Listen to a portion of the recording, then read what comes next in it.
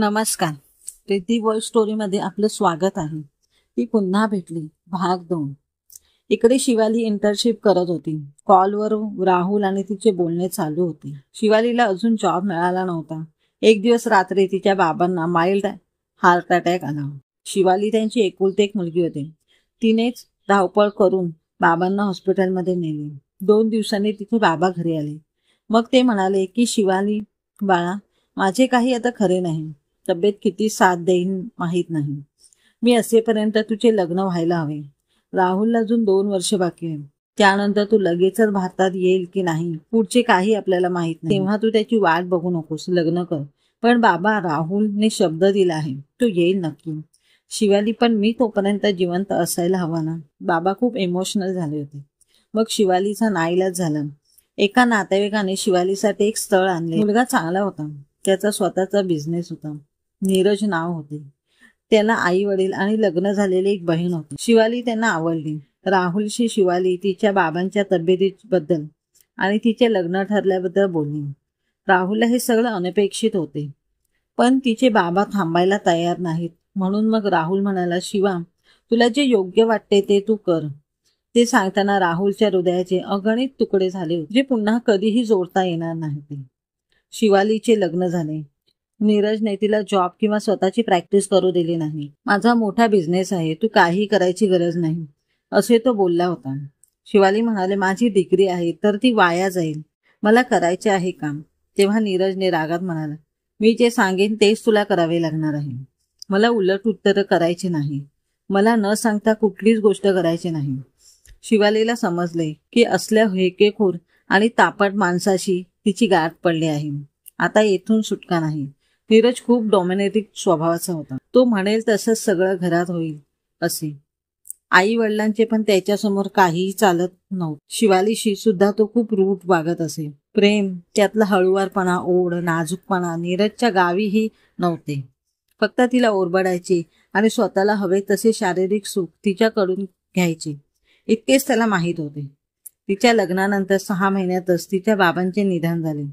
आई एकटी असल्यामुळे आपले दुःख कशाला आईला सांगू, अजून तिच्या काळजीत भर घालायची असा विचार करून ती गप्प राहिली आणि नीरजचा उद्दामपणा सहन करत राहिली. तो फक्त आणि फक्त डॉमिनेट करत राहायचा तिला. राहुलची खूप आठवण तिला यायची. राहुलचे हळवे प्रेम, तिच्याबद्दल त्याला वाटणारी काळजी, सगळे तिला आठवत राहायचे. मग नकळतपणे नीरज आणि राहुलमध्ये तुलना करायची. राहुल खूप समंजस आणि प्रेमळ होता. त्याच्या अगदी उलट नीरज होता. तिच्या लग्नाला 2 वर्षे होत आली होती. आता नीरजला त्याचं मूल हवं होतं. पण शिवालीची मनस्थिती मूल जन्माला घालण्यास अनुकूल नव्हती. तिला आपलेपणा, जिव्हाळा हवा होता. मनापासून समजून घेणारा जोडीदार हवा होता. पण यातले काहीच तिच्या नशिबी आले नाही. त्यामुळे ती सतत उदास राहून लागली होती. स्वतःसाठी जगायचं जणू विसरूनच गेली होती. स्वतःच्या कोशात ती राहू लागली. खूप क्वचितच नीरज तिला बाहेर घेऊन जात असे, कारण त्याच्या संशयी स्वभाव तिचीही एकटेने बाहेर जायचे नाही. त्याला कशाचाही संशय आला तरी तो तिला मारहाण करत असे. शिवाली खूप एकटी पडली होती. राहून राहून तिला राहुलची आठवण यायची, पण राहुलच्या आठवणीत अश्रू ढालण्याशिवाय ती काहीच करू शकत नव्हती. हळूहळू ती डिप्रेशनमध्ये जाऊ लागली. एकटीच विचार करत बसायची. त्यातच तिला दिवस जात नव्हते. म्हणून नीरज तिला घालून पाडून बोलत असायचा. मग सासूनेही तिला वांज ठरवून टाकले. हिला घटस्फोट दे आणि दुसरे लग्न कर, असे तिची सासू नीरजला म्हणत असे. शिवालीला समजत नव्हते की काय करावे, यातून मार्ग कसा काढायचा. सतत चिंतेत असायची ती. मग एक दिवस तिने स्वतःला संपवण्याच्या हेतूने तिच्या सासूकडे असणाऱ्या झोपेच्या गोळ्या घेतल्या. नीरज घरी आला तेव्हा त्याने बघितले, पण तिला हॉस्पिटलमध्ये घेऊन आला. ती गेली तर उगाच आपल्यावर खुनाचा आरोप येईल म्हणून तिला लगेच हॉस्पिटलमध्ये घेऊन आला. पण ती यातून वाचली तर तिला पुन्हा घरात नाही घ्यायचे हे त्याने ठरवले होते. शिवाली जेव्हा शुद्धीवर आली तेव्हा एकदाच नीरजने हॉस्पिटलमध्ये फोन केला होता. त्याला समजले होते की ती आता ठीक आहे. मग त्याने पुन्हा काहीच चौकशी केली नाही. शिवालीला भेटायलाही आला नाही. आता 2 दिवस झाले होते. शिवाली अजून हॉस्पिटलमध्येच होती. पूर्ण बरी झाली होती. सकाळीच राहुल तिला भेटायला तिच्या रूमकडे गेला. शिवा, कशी आहेस, आता त्याने विचारले. मी ठीक आहे राहुल, मला स्वप्नात पण नव्हते वाटले की तू मला असा अचानक भेटशील. शिवाय यालाच तर डेस्टनी म्हणतात ना. पण मला सांग, तू आत्महत्या करण्याचा का प्रयत्न केलास? आणि तुझे मिस्टर कुठे आहेत? ते तुला भेटायलाही आले नाहीत. राहुल, मला मरायचे होते रे. मला नको आहे माझे जीवन. काहीच नाही माझ्या आयुष्यात. राहुल तिच्या जवळ बसला. तिचा हात हातात घेऊन म्हणाला, काय झालंय मला सांग शिवा. अगं, अशी निराश उदास शिवा मी कधीच पाहिली नव्हती. किती आनंदी आणि बिनधास्त जगत होतीस तू. कुठे हरवली ती माझी अवकाळी शिवा. तुला असं उदास नाही पाहू शकत मी. आणि स्वतःकडे बघ, किती अशक्त झाली आहेस तू. राहुल, तुझी शिवा कधीच मरून गेली रे. आता फक्त आहे ती शिवालीचे शरीर. दिसते आहे ती तुला. शिवा, मला सांग, सगळं असे काय घडले तुझ्या बाबतीत की तू जीव देण्याचा विचार केलास? मग शिवालीने तिची कहाणी राहुलला सांगितली आणि सांगता सांगता मिठी मारून रडू लागली. त्याने तिच्या डोक्यावरून हात फिरवत म्हणाला, खूप सहन केलेस तू. मला एकदा सांगायचे तरी होतेस. कसं सांगणार होते राहुल, माझा नवरा सायको आहे रे. त्याने लग्न झाल्या झाल्या सगळ्या मित्रमैत्रिणींचे नंबर मला डिलीट करायला लावले आणि माझाही नंबर त्याने चेंज केला. तू सतत माझ्यावर नजर ठेवून असायचा. शिवा, बास आता. आता तू बिलकुल रडायचे नाही. मी आहे तुझ्यासोबत. तुझ्या नवऱ्याला घटस्फोट दे आणि या लग्नातून कायमची मुक्त हो. हो राहुल, आता मी परत त्याच्याकडे जाणार नाही आणि त्याला मीही नकोच असेल म्हणून तर तो मला भेटायलाही आला नाही. नको काळजी करू शिवा, मी आहे. राहुल, मी घरी जाऊ शकते का? मला आईला भेटायचे आहे. आता मी तिच्या सोबतच राहीन. तुझ्या आईला हे सगळं माहीत आहे का? नाही राहुल, आईला टेन्शन नको म्हणून मी तिला काहीच सांगत नव्हते, पण आता सांगेन. ओके शिवा, उद्या तू घरी जाऊ शकतेस. शिवालीला आता खूप हलकं आणि मोकळं वाटत होते.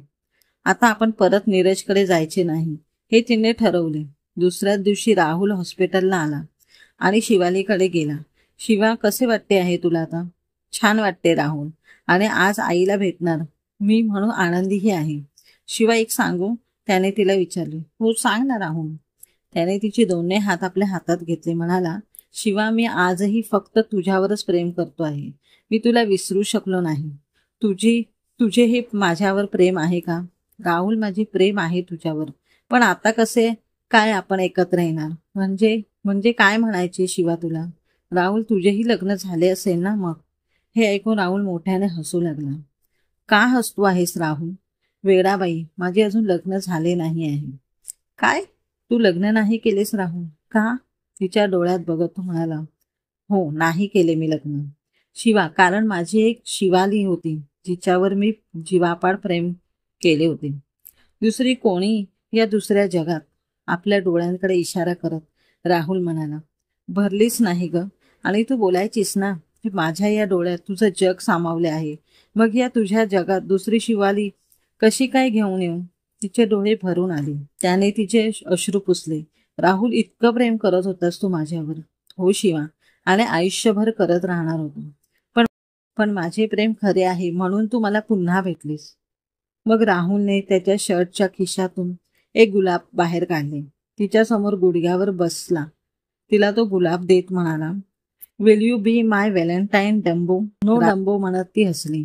सांग ना शिवा, आज व्हॅलेंटाईन डे आहे. आय विल बी, ती म्हणाली. मग राहुलने तिला आपल्या मिठीत कैद केली. म्हणाला, मी पण आईला भेटायला येऊ ना? हो म्हणत शिवाने आनंदाने डोळे बंद करून त्याच्या मिठीतील उबदार प्रेम श्वासात भरून घेत राहिली. समाप्त. कथा आवडल्यास चॅनलला लाईक व सबस्क्राईब करा.